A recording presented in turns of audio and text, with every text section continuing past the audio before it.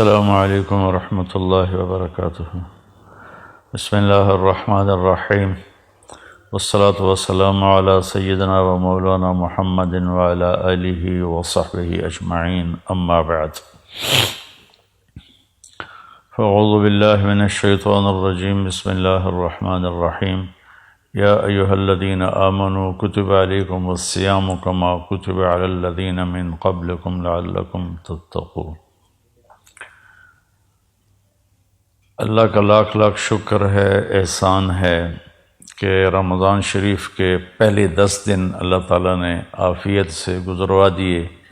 جن بھائی بہنوں نے روزے رکھے اللہ انتہائی قبول فرمائے، تراویح پڑھی اللہ قبول فرمائے۔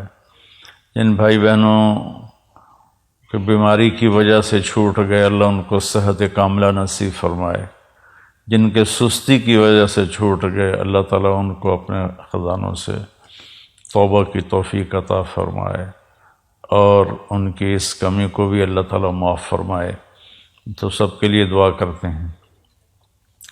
تو اللہ تعالیٰ نے رمضان المبارک کا مہینہ، علماء ایک جگہ میں نے پڑھا تھا، یہ حدیث تو نہیں ہے، ویسی بعض علماء کا قول ہے کہ رمضان المبارک کی 12 مہینوں میں وہ فضیلت اور انفرادیت ہے جیسے یوسف علیہ السلام کی 12 بھائیوں میں، یوسف سمیت 12 بنتے تھے، تو جیسے ان 12 بھائیوں میں یوسف علیہ السلام ایک نمایاں حیثیت رکھتے تھے، اسی طرح ان 12 مہینوں میں رمضان المبارک اپنی ایک انفرادی حیثیت رکھتا ہے کہ کتنی بڑی فضیلت کی بات ہے کہ جنت کے دروازے کھول دیے جاتے ہیں، جہنم کے دروازے بند کر دیے جاتے ہیں، اللہ کا عرش پہلے آسمان پر آ جاتا ہے اور پکار ہوتی ہے، کوئی مانگنے والا ہے، کوئی توبہ کرنے والا ہے، کوئی بخشش چاہنے والا ہے، اور ایک فرشتہ پکارتا ہے نیکی کے چاہنے والے آگے بڑھ،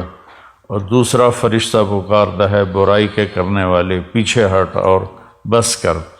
اللہ نے اس رمضان کی ایک اور بھی بڑی خوبصورت فضیلت رکھی ہے کہ اس میں جس کا انتقال ہو جائے، دوزخ کے دروازے تو بند ہیں اور قبر میں حساب بھی نہیں ہوتا، منکر نکیر بھی نہیں آتے، اگر وہ ایمان پہ اس کا خاتمہ ہوا ہے تو وہ کتنا ہی ہماری نظروں میں غلط آدمی ہو، لیکن اللہ کے ہاں اس کی بخشش ہو جاتی ہے۔ تو اللہ نے 10 دن گزروا دیے، اس کا لاکھ لاکھ شکر ہے، احسان ہے۔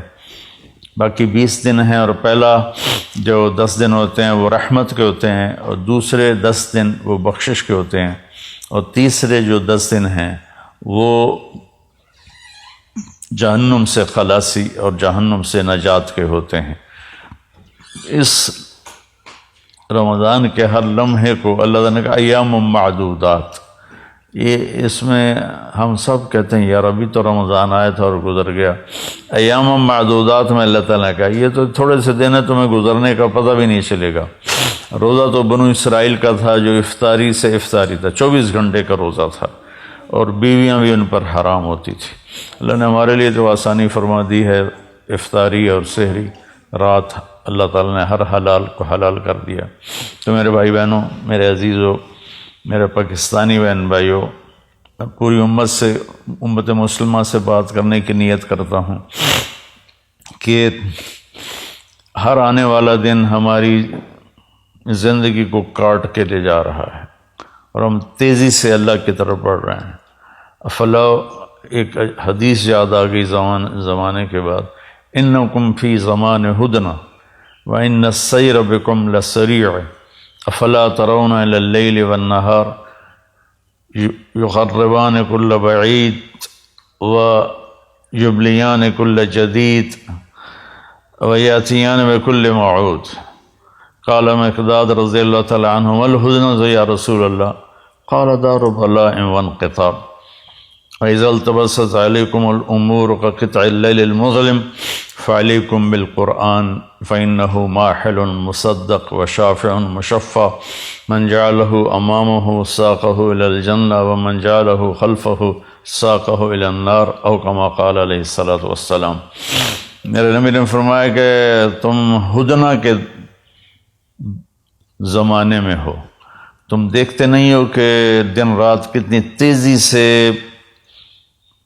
آنے والے وقت کو قریب لا رہے ہیں، اور تیزی کے ساتھ وہ ہماری جوانی کو بڑھاپے کی طرف تبدیل کر رہے ہیں، اور تیزی کے ساتھ اللہ کے وعدے کو قریب لا رہے ہیں، یعنی قیامت، اور قیامت کے بعد حساب کتاب۔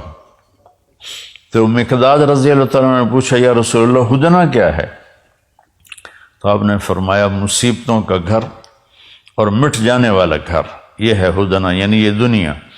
تو جب ایک ایسا وقت آئے تم پر کہ ہر چیز تمہارے اوپر کھل نہ سکے اور اندھیرا چھا جائے، تمہیں سمجھ میں نہ آئے میں اب کیا کروں، کدھر جاؤں، فعلیکم بالقرآن، تو تم قرآن کو مضبوطی سے تھام لینا، کہ یہ وہ جھگڑا کرنے والا ہے جس کا جھگڑا اللہ تسلیم کرے گا، وہ سفارشی ہے جس کی سفارش اللہ تسلیم کرے گا، جو اسے آگے رکھے گا یہ اسے جنت میں پہنچائے گا، جو اسے پیچھے رکھے گا یہ اسے دھکا دے کے جہنم میں گرائے گا۔ تو اللہ تعالیٰ نے ہماری خوش قسمتی کہ ہمیں قرآن دیا جو آج تک محفوظ ہے، اس کا ایک ایک لفظ محفوظ ہے، اس کے زیر زبر تک محفوظ ہیں۔ تو باقی کتابیں تو تبدیل ہو گئیں، ان کے ترجمے ہو گئے، لیکن قرآن ایک ایسی کتاب ہے جو دنیا میں سب سے زیادہ پڑھی جاتی ہے، یاد کی جاتی ہے۔ کتنا بڑا معجزہ ہے کہ چھوٹا سا بچہ پاکستانی جس کو پتہ بھی نہیں کہ میں کیا پڑھ رہا ہوں، 7 سال کی عمر میں وہ قرآن یاد کر لیتا ہے، اور 70 سال کی عمر میں بھی یاد کر لیتا ہے۔ تو میرے بھائی بہنوں، یہ ہے اللہ کا پیغام، ہم نے اللہ کے بندوں کو جا کر سنانا ہے کہ اس مختصر زندگی میں ہم اللہ کو مان لیں۔ اور اللہ نے ہمیں امت وسط بنایا ہے، وَكَذَلِكَ جَعَلْنَاكُمْ أُمَّةً وَسَطًا، نہ ہمارے اندر زیادتی اللہ چاہتا ہے نہ کمی چاہتا ہے۔ زیادتی اور کمی سے مراد ہے کہ عبادات میں اتنا کھب جانا کہ دنیا ہاتھ سے چلی جائے، یا دنیا میں ایسے کھب جانا کہ آخرت ہاتھ سے چلی جائے۔ اللہ نے یہ ہمارے لیے نہیں بنایا کہ وَكَذَلِكَ جَعَلْنَاكُمْ أُمَّةً وَسَطًا، تم اعتدال کی امت ہو۔ تو عبادت کرتے کرتے دل میں ایک تکبر سا آ جاتا ہے، اور آدمی نہ داڑھی والا آدمی کسی کلین شیو کو دیکھتا ہے تو ایک لاشعوری کراہت اس کے دل میں پیدا ہو جاتی ہے۔ برقع والی پردہ خاتون جب کسی بے پردہ عورت کو دیکھتی ہے تو اس کے دل میں ایک لاشعوری کراہت اور ایک لاشعوری اس کی کمی پیدا ہو جاتی ہے۔ ایسے ہم کسی کو کمیوں کا، نمازی آدمی بے نمازی کو دیکھتا ہے۔ تو میرے بھائی بہنوں، اپنے روزوں کی حفاظت کرو، اپنی عبادات کی حفاظت کرو، سب کے عیب دیکھنے سے اپنے آپ کو اندھا کر لو، اور سب کی برائی سننے سے اپنے آپ کو بہرا کر لو، اور سب کی برائی بولنے سے اپنے آپ کو گونگا کر لو، تو اللہ کی قسم آپ کا دل سورج کی طرح روشن ہو جائے گا۔ اب وہ فرید الدین عطار رحمۃ اللہ علیہ کا ایک شعر ہے، لب بند و چشم بند و گوش بند گرنہ بینی نور حق برما بخند، اپنی آنکھوں کو روک لے غلط دیکھنے سے، اپنے کانوں کو روک لے غلط سننے سے، اپنی زبان کو روک لے غلط بولنے سے، پھر اگر تیرا دل روشن نہ ہو تو مجھے آ کے پکڑ لینا۔ تو ہمارے معاشرے میں ماشاءاللہ عبادات بہت ہیں، لیکن اس کی حفاظت بہت کم ہے۔ ایک غیبت کا بول سارے دن کے روزے کو لے کے چلا جاتا ہے، ایک حقارت کی نظر وہ سارے دن کی بھوک اور پیاس کو لے کے چلی جاتی ہے۔ عیسیٰ علیہ السلام تشریف لے جا رہے تھے، ان کے ساتھ ان کے صحابہ تھے، اوپر پہاڑ کی چوٹی پہ ایک ڈاکو رہتا تھا۔ تو اس نے جب عیسیٰ علیہ السلام کو دیکھا تو اس سے ندامت ہوئی، اور اس نے وہیں بیٹھ کے توبہ کی، یا اللہ آج کے بعد میں توبہ، میں کوئی ڈاکہ نہیں ڈالوں گا، اور میں تیرے نبی کے ساتھ رہوں گا۔ نیچے آیا اور ساتھ چلنے لگا۔ تو عیسیٰ علیہ السلام کے صحابہ میں سے ایک کی ایسے نظر پڑی، اور تو اس کو یوں دیکھا، کہاں صرف اتنا کہا حقارت سے، کہ مطلب یہ تو ادھر کدھر آ گیا۔ تو اس وقت جبریل اترے اور انہوں نے کہا کہ اے روح اللہ، اللہ تعالیٰ فرما رہے ہیں آپ کے پیچھے 2 آدمی ہیں، ایک آپ کا صحابی ہے اور ایک میرا بندہ ہے گناہ گار۔ تو آپ ان دونوں سے کہیں کہ فَلْيَسْتَأْنِفَ الْعَمَلَ، کہ دونوں کے دونوں نئے سرے سے اپنے عمل کو، زندگی کو شروع کریں۔ جو آپ کا صحابی ہے اس کے سارے عمل میں نے رد کر دیے، ایک میرے بندے کو حقیر سمجھنے کی وجہ سے، اور وہ جو ڈاکو ہے اس کے سارے گناہ میں نے معاف کر دیے ندامت کی وجہ سے۔ تو اب دونوں زیرو ہیں، ایک کی جو بیلنس شیٹ ہے اس میں سے ساری نیکیاں مٹ گئیں، کسی کو حقیر سمجھا، دوسرے کی بیلنس شیٹ سے سارے گناہ مٹ گئے کہ ندامت آئی، 2-4 آنسو ٹپکے اور وہ ساتھ ہو لیا۔ ہم اپنے اس روزے کی تلاوت کی کتنی ماشاءاللہ لوگ ہمت کرتے ہیں، تو کئی تو ایک دن میں پورا قرآن ختم کر دیتے ہیں۔ تو اس کی حفاظت بھی کرنی ہے کہ ہماری آنکھیں عیب نہ دیکھیں، ہماری زبان غیبت سے بچے، ہمارے کان برائی سننے سے بچیں۔ معاذ اسلمی رضی اللہ تعالیٰ عنہ کو حد لگی اور وہ ان کو سنگسار کیا گیا، تو 2 صحابی آپس میں باتیں کر رہے تھے کہ اچھا بھلا اللہ نے پردہ ڈالا تھا، اپنے آپ کو اس نے ننگا کیا اور رسوا ہوا، آپ نے سن لیا۔ آگے جا رہے تھے تو ایک گدھا مردہ پڑا ہوا تھا، اس کی ٹانگیں پیٹ پھول کے اور ٹانگیں اوپر ہو گئی تھیں، تو آپ نے کہا وہ ان 2 کو بلاؤ۔ جب وہ آئے تو آپ نے فرمایا کہ یہاں بیٹھ جاؤ اور اس کو کھا لو۔ وہ کہنے لگے یا رسول اللہ یہ آپ کیا فرما رہے ہیں، مرا ہوا حرام مردار ہم کیسے کھائیں؟ تو آپ نے فرمایا ابھی جو تم نے اپنے بھائی کا گوشت کھایا ہے وہ اس سے بھی زیادہ گندی اور غلیظ چیز ہے جو تم نے اس مرنے والے کی غیبت کی ہے۔ پھر آپ نے کہا والذی نفسی بیدہ، اس ذات کی قسم جس کے قبضے میں میری جان ہے، میں اب اس کو دیکھ رہا ہوں ینغمس فی انہار الجنہ، وہ جنت کی نہروں میں غوطے لگا رہا ہے، اور تم غیبت کر کے اپنی ساری کمائی گما بیٹھے ہو۔ تو میرے بھائی بہنوں، روزے کی حفاظت کریں، غیبت چھوڑیں، گالیاں چھوڑیں۔ ہمارے معاشرے میں اذا تصابت امتی سقطت من عین اللہ، جب میری امت ماں بہن کی گالیوں پر آ جائے گی تو اللہ کی نظروں سے گر جائے گی۔ تو مہربانی کر کے ہم اپنی زبان کو میٹھے بول سے سجائیں، جو ہماری برائی کرے ہم اس کی اچھائی کریں، جو ہمیں گھٹیا سمجھے ہم اسے اچھا سمجھیں، جو زیادتی کرے ہم اسے معاف کریں۔ تو اللہ کی قسم اللہ آپ کا کفیل بھی بن جاتا ہے، وکیل بھی بن جاتا ہے، اور رقیب بھی بن جاتا ہے، حفیظ بھی بن جاتا ہے، شہید بھی بن جاتا ہے، ولی بھی بن جاتا ہے، نصیر بن جاتا ہے، سارے اللہ کے جو نام کفا باللہ علیما، کفا باللہ ہادیم کفا بربک ہادیم و نصیرا، کفا باللہ شہیدا، کفا باللہ رقیبا، کفا باللہ ولیہ، الیس اللہ بکاف عبدا فسیکفیکہم اللہ هو السمیع العلیم۔ ان ساری آیات کا خلاصہ کرو تو اللہ کہتا میں تیرے ساتھ ہوں۔ کس وقت؟ ہم صرف یہ 1 2 اور 3 بس آج کے میرے پیغام میں یہ ایک چھوٹی سی گزارش ہے، 1 2 3 اس نظر سے غلط نہ دیکھو۔ ایک غلط نظر اندر کو برباد کر دیتی ہے، تباہ کر دیتی ہے۔ ان کانوں سے غلط نہ سنو، اس زبان سے غلط نہ بولو۔ ہو جائے تو پریشانی کی بات نہیں ہے، اگر ہو جائے، نظر غلط اٹھ جائے، زبان غلط بول جائے، کان غلط سن جائیں تو گھبرانے کی بات نہیں ہے، ہم اسی وقت توبہ کریں گے، اللہ اسی وقت معاف کر دے گا۔ ابھی ایک نوجوان کا فون آیا تھا، کہا کہ میری زندگی بڑی غلط ہے، بہت خراب ہے، میں توبہ کرنا چاہتا ہوں۔ میں ایک مولانا کے پاس گیا تھا کہ کیا میری توبہ قبول ہو سکتی ہے؟ انہوں نے کہا دفع ہو جا، تیرے منہ پہ داڑھی تو ہے نہیں، تو توبہ کرنے کیا آیا ہے؟ تو وہ کہنے لگا میں نے خودکشی کا ارادہ کر لیا کہ زندگی سے تو موت ہی بہتر ہے۔ پھر کہیں سے میرا نمبر ملا تو اس نے مجھے بتایا، پھر میں نے اس کا بیٹا اللہ کہتا ہے اتنے گناہ کرو کہ آسمان کی چھت کو لگا دو، پھر ایک دفعہ کہہ دو یا اللہ معاف کر تو میں ساری معاف کر دیتا ہوں۔ اور میرے نبی نے فرمایا دن میں 70 دفعہ توبہ توڑ کے توبہ کر لے تو اللہ تعالیٰ اس کی بخشش فرما دیتا ہے اور اسے اپنی دوستی کو برقرار رکھتا ہے۔ جاوید چودھری صاحب بڑے اچھے کالم نگار ہیں، میری بڑی ان سے محبت ہے، دوستی ہے، تعلق ہے۔ انہوں نے ایک دفعہ مجھے فون پہ لیا، مجھے کہا کہ مولانا آپ لوگوں کو گناہوں پہ دلیر کر رہے ہیں۔ میں نے کہا وہ کیسے؟ کہ آپ کہتے ہیں جتنی دفعہ مرضی توبہ توڑو، توبہ کر لو گے تو اللہ معاف کر دے گا۔ اگر آپ کا نوکر 2-3 دفعہ غلطی کرے تو چوتھی دفعہ آپ اسے معاف کریں گے؟ میں نے کہا جاوید بھائی آپ نے مجھے اللہ کے برابر کر دیا، میں تو انسان ہوں، میرا تو بیٹا اگر میرے مقابلے میں آئے گا تو میں کہوں گا بھائی اپنا راستہ الگ کر لو، میری جان چھوڑ دو۔ وہ اللہ ہے، اللہ جو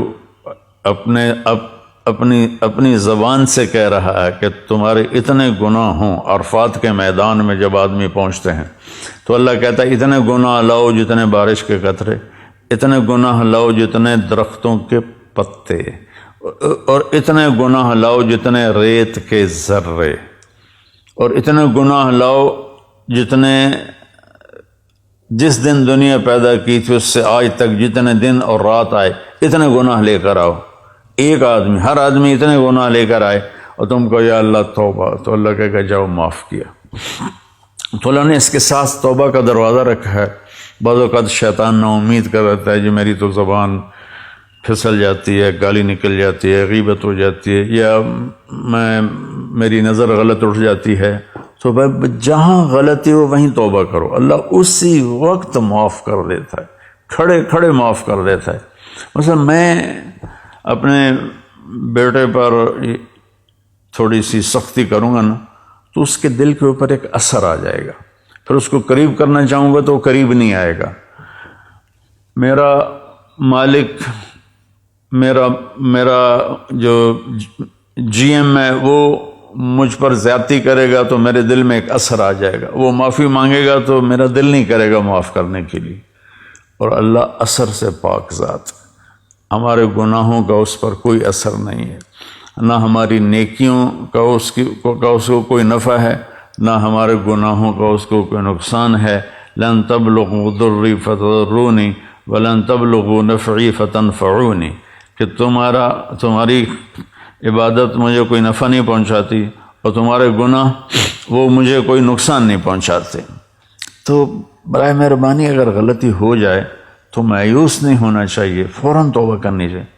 ایک نوجوان کہنے لگا جی پھر کیا فائدہ، ادھر توبہ کرتے ہیں ادھر توڑ دیتے ہیں۔ میں نے کہا تم کرتے رہو، ایک دن ایسا آئے گا کہ اللہ تعالیٰ تمہیں ایسی محبت کی نظر سے دیکھے گا کہ اللہ تیرے دل سے سارے گناہوں کی رغبت نکال دے گا۔ نہ دلیر ہونا اللہ غفور الرحیم ہے، معاف کرے گا، اور شراب کی بوتل چڑھا لی اور فحاشی میں لگ گیا، بدکاری زنا میں لگ گیا، اللہ بڑا غفور الرحیم ہے، یہ بھی شیطان کا چکر ہے۔ گناہ پہ ندامت کے آنسو یہ ساری رات کے نفلوں سے اللہ کو زیادہ محبوب ہیں۔ ایک میرے دوست تھے، تو ایک دن ان کا فون آیا اور چیخنا شروع کر دیا زور زور سے فون پہ ہی۔ میں نے کہا بھائی کیا ہوا کیا ہوا؟ مجھے شراب کی عادت لگ گئی ہے، چھوٹ نہیں رہی۔ تو میں نے کہا تیرا یہ جو رونا ہے نا یہ تمہیں اس سے آزاد کر دے گا۔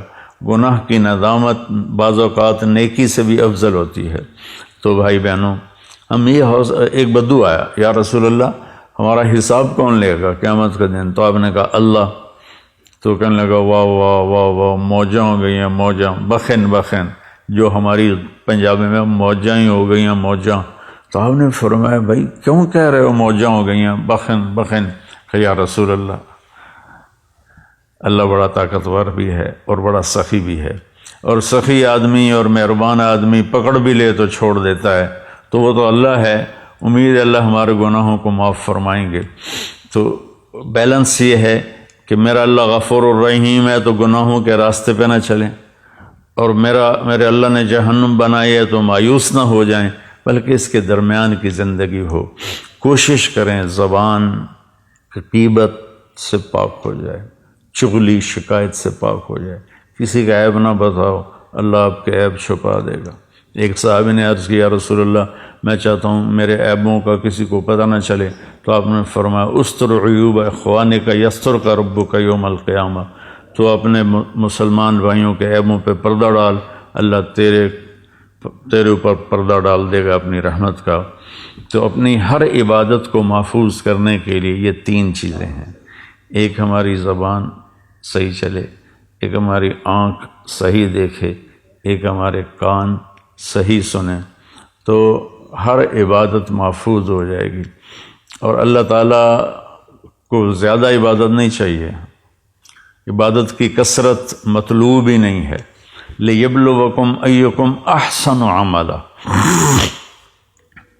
کہ ہم یہ دیکھنا چاہتے ہیں تم میں سے خوبصورت عمل کون کرتا ہے۔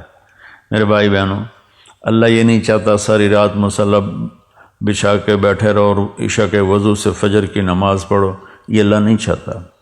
اگر چاہتا ہوتا تو میرے نبی اپنے 23 سال نبوت کے عشاء کے وضو سے فجر کی نماز پڑھتے، اور مسلسل روزے رکھنا اللہ نہیں چاہتا۔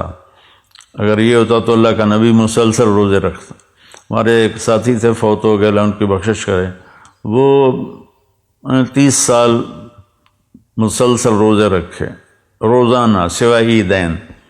پھر ان کے مزاج میں اتنی شدت آ گئی، اتنی سختی آ گئی کہ وہ ایک دفعہ میرے ساتھ چلے میں تشریف لے گئے تھے، میری انہوں نے وہ دھلائی کی کہ مجھے آج تک اس کی کڑواہٹ یاد ہے، کہ وہ مزاج ان نیچرل ہو جاتا ہے۔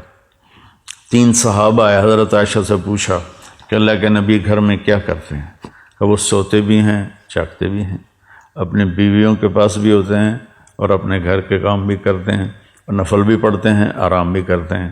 تو انہوں نے کہا یار وہ تو اللہ کے نبی ہیں، بخشائے، ہمیں تو کچھ اس سے زیادہ کرنا چاہیے۔ تو ایک نے کہا میں ساری زندگی پوری رات عبادت کروں گا، دوسرے نے کہا میں ساری زندگی روزے رکھوں گا، تیسرے نے کہا میں ساری زندگی شادی نہیں کروں گا۔ تو اللہ کے نبی کو پتہ چلا تو آپ نے تینوں کو بلا لیا، آپ نے فرمایا مجھ سے زیادہ اللہ سے ڈرتے ہو، مجھ سے زیادہ تمہیں اللہ کا پتہ ہے، میں اللہ کا نبی ہوں، میں کھاتا بھی ہوں، میں روزہ بھی رکھتا ہوں، میں افطار بھی کرتا ہوں، میں سوتا بھی ہوں، میں نفل بھی پڑھتا ہوں، میں اپنی بیویوں کے پاس بھی جاتا ہوں اور اللہ کو بھی یاد کرتا ہوں، کیا تم مجھ سے زیادہ عبادت گزار بننا چاہتے ہو؟ میری امت میں رہبانیت نہیں ہے، میری امت میں رہبانیت نہیں ہے۔ اعتدال والی زندگی اللہ کو پسند ہے۔ ساری دنیا کے اولیاء کرام شیخ عبد القادر جیلانی بن جائیں اور پھر وہ سارے ایک صحابی کے برابر ہونا چاہیں تو کسی صحابی کے برابر نہیں ہو سکتے جن کو اللہ کے نبی کی صحبت نصیب ہوئی۔ تو اسلام ایک معتدل زندگی پیش کرتا ہے۔ یہ اس قسم کے واقعات کتابوں میں ہیں، 40 سال عشاء کے وضو سے فجر کی نماز پڑھی اور ساری زندگی ایک میں پڑھ رہا تھا، میں نے 1 سال کھایا پیا نہیں، 1 سال پیا کھایا نہیں، 1 سال نہ کھایا نہ پیا۔ یہ اسلام تو ہمارے پیش کرنے کا نہیں ہے۔ اسلام تو ایک خوبصورت زندگی پیش کرتا ہے۔ ولایت کا مقام عبادت سے نہیں ہوتا ہے، ولایت کا مقام اللہ کے بندوں کے سامنے جھکنے سے ملتا ہے، تواضع اور عاجزی سے ملتا ہے۔ تو ہم اپنے اسلام کو اللہ نے ہمیں معتدل اسلام دیا، اپنے بچوں پر بھی سختی سے نافذ نہ کریں۔ تو بھائی بہنوں، اعتدال سے چلنا اور اللہ کے سامنے سر جھکانا، اور یہ نظریں، یہ زبان، یہ کان، اس کو آپ محفوظ کر لیں۔ اس نے میرے ساتھ یہ کیا، آپ نے کہا چلو درگزر کرو، تو پھر آپ دیکھو گے اللہ تعالیٰ آپ کی زندگی میں کیسے بہار لاتا ہے۔ السلام علیکم۔